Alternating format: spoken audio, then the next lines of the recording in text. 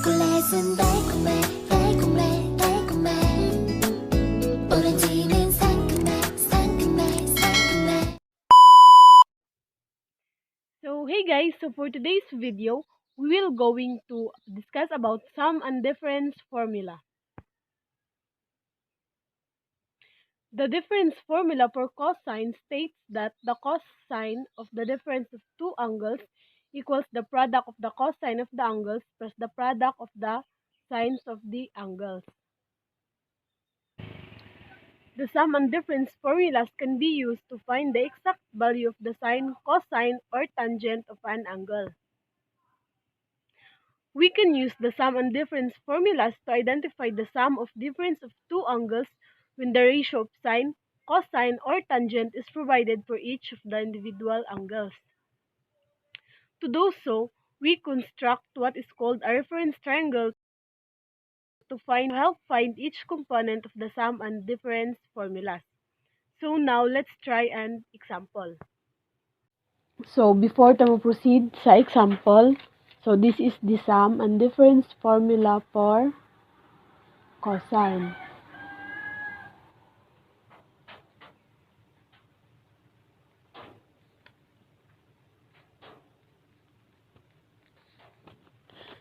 So cos A plus B equals cos A cosine B minus sine A and then sine B. So cos A minus B is equal cosine A cos plus sine A and then sine B. So as we observe, kung nag-positive ta dinhi, pagabot sa pikas is nag-negative ta. So, sum and difference formula for sine. So, sine A plus B equals sine A cos B plus cos A sine B. So, sine A minus B is equal to sine A cos B plus, minus cos A sine B. So now let's try to solve this one. Cos 75 degree. So we can evaluate cos 75 degree into cos 45 degree plus 30 degree. So first is we will going to write the formula. So cos A plus B is equal to cos A cos B minus sine A and then sine B. So cos 45 degree plus 30 degree is equal to cos 45 degree cos 30 degree minus sine 45 degree and then sine 30 degree.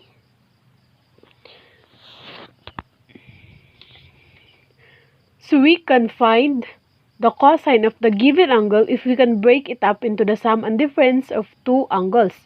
So we can use the special angles which we can review in a unit circle. So we will going to break this one into two angles. So is equal to cos square root of 2 over 2 and then cos square root of 3 over 2 minus sine square root of 2 over 2, and then sine 1/2. So equals it. So it is over 2, and then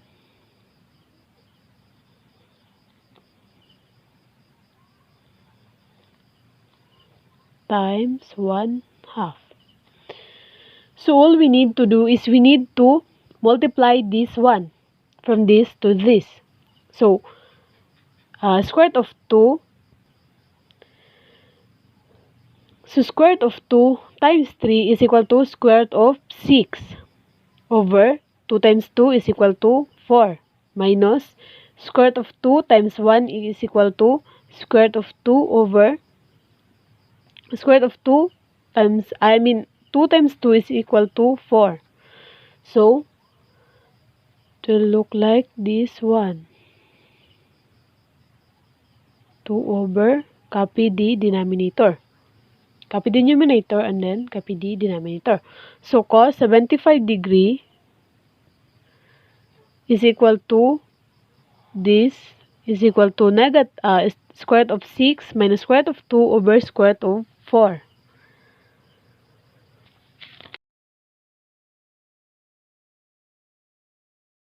So now let's try to evaluate sine 15 degree.